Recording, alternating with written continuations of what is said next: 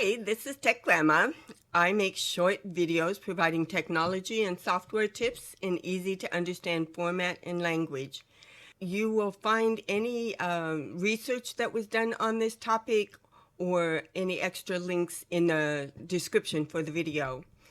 If you like the video, please give it a thumbs up and subscribe to my channel. First of all, I'd like to thank the coffee shop Primal Coffee on Latah Street in Boise, Idaho, and their website link will be in the description also. They provided us a spot to do this interview, and they were very cordial. This is the second part of my interview with Lane, a knowledgeable coding guru who has a very different viewpoint about artificial intelligence.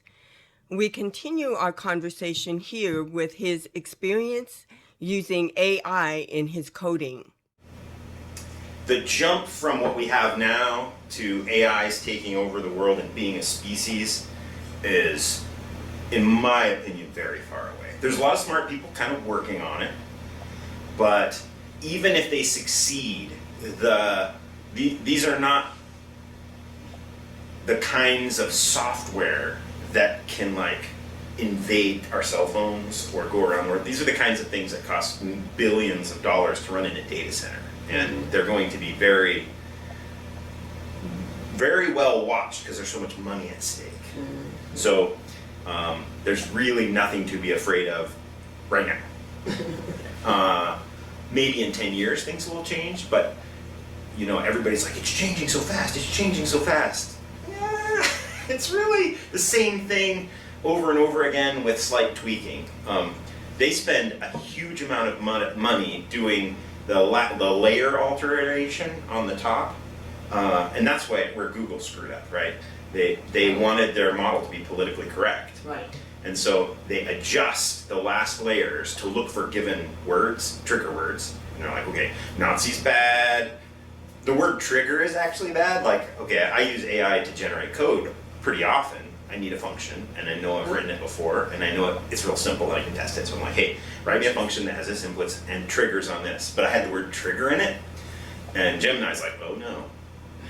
I'm sorry, I'm an AI, I can't help you with anything with the word trigger in it. I'm like, wow, that's a sensitive AI. That's interesting that you use it to code. Oh yeah, it's a huge help in code. But again, it's really good at generating something that no one wants to read. Yeah. And I'm not talking about advanced code because I've like tried to use it to write some advanced stuff and it's terrible. Like it wrote a bug that took me like 12 hours to fix. 12 hours! And I was just like, oh. That really saved you some time. No, it did not. It cost me a lot of time. And it was the way it wrote the code, it looked so close to being right. And it was like, you know, it wasn't for 2 hours later that I found the bug and I had no idea how it got there and why it is here and what's going on. And, so that's more of a danger than AI writing bad code is probably a more real danger than the world ending. I had a sort of similar experience. I do a lot of Photoshop work. I've been in photography for about 40 years. Awesome. And so I took, it was actually your friend Bill's suggestion. He asked me to find a good software that would take out scratches and stuff from an old photograph. And I'm going, there's lots of them out there, you know. So I found a couple that I could use for free because I didn't want to pay for them. And both of them, I took an old photograph of a great-great-grandfather of mine that had a lot of scratches and dots, and, you know, speckles. And I had the two software that I choose. One was on my phone, one was on the computer, and they both generated almost identical images.